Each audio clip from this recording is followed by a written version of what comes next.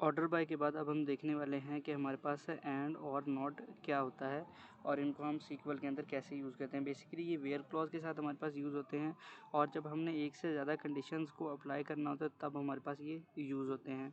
एक से ज़्यादा कंडीशन में से मेरा मतलब बेसिकली ये है कि जब हम वेयर क्लॉज का यूज़ करते थे कि कंडीशन लगाते थे select static from employee where name is equal to Hasan.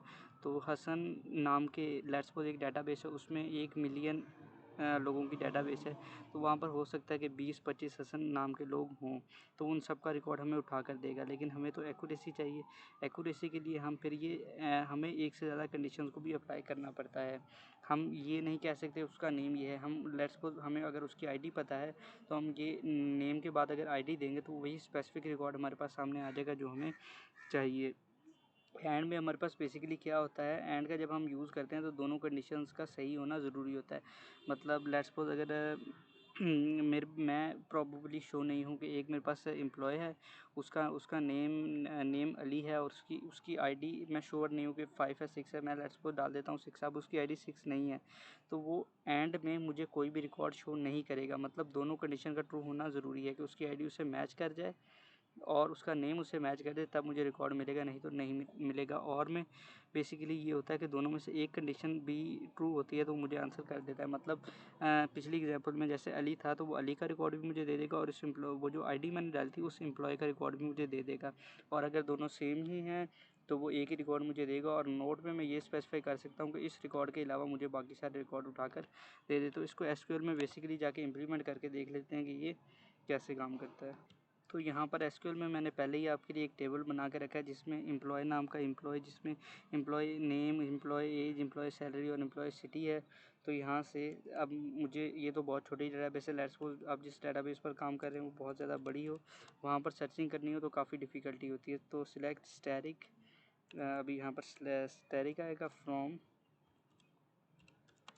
Employ, ये डेटाबेस टेबल का नाम आ जाएगा और टेबल के नाम के बाद आ जाएगा वेयर की कंडीशन आएगी। वेयर सबसे पहले और का यूज़ कर लेते हैं। वेयर जो EMP नेम है वो इक्वल है, यहाँ से इस डेटाबेस के अंदर देख लेते हैं। लेट्स सपोज रॉय को उठा लेते हैं और दरमियान में एंड लगा देते हैं रॉय का। बेसिकली हमारे पास आईडी क्या है 4 है, लेकिन यहाँ पर मैं आईडी लेट्स सपोज मैं श्योर नहीं हूँ, मैं उसकी आईडी लगा देता हूँ यहाँ पर 5। तो अब मैं इसको रन करके देख लेता हूँ तो देखिए कुछ भी नहीं शो हुआ मुझे। ये दोनों कंडीशंस का ट्रू होना ज़रूरी था, नहीं तो मुझे कोई भी रिकॉर्ड नहीं मिलता। अब यहाँ पर लेट्स सपोज मैं अगर और कर देता हूँ दोनों कंडीशन, अब दोनों कंडीशंस ही आपस में मतलब मैच नहीं कर रहे।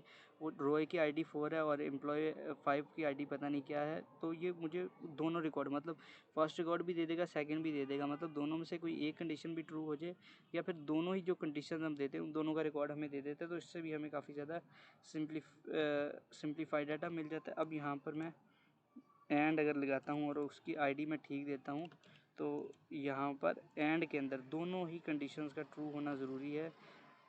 तो फिर यहाँ पे जैसे नेम या फादर नेम से भी सर्च कर सकते हैं कि फादर नेम बेसिकली बहुत रेयरली लोगों का सेम होता है, तो वहाँ पर ज़्यादा चांसेस तो यही होते हैं कि हमें डाटा वहाँ पर लेट्स सपोज यहाँ पर एम्प्लॉय नेम और उसके आगे उसके फादर का नेम लिखकर यहाँ पर अगर हम एंड का यूज़ करते हैं तो बेसिकली हमें डाटा आसानी से मिल जाता है। उसके बाद मैं नॉट अगर लिखता हूँ, नॉट का यूज़ आपको बताता हूँ, वो तो बहुत ज़्यादा सिंपल है। वेयर एम्प्लॉय वेयर के बाद नॉट का कीवर्ड आएगा, not employee ID is equal 3।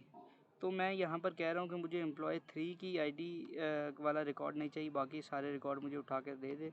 तो ऐसे ही करेगा, बीच में ये 3 को रिमूव कर देगा। अब यहाँ पर लेट्स सपोज एक डाटाबेस के अंदर मल्टीपल सिटीज़ के लोग हैं, तो यहाँ से मुझे लंदन के लोग नहीं चाहिए। तो EMP सिटी में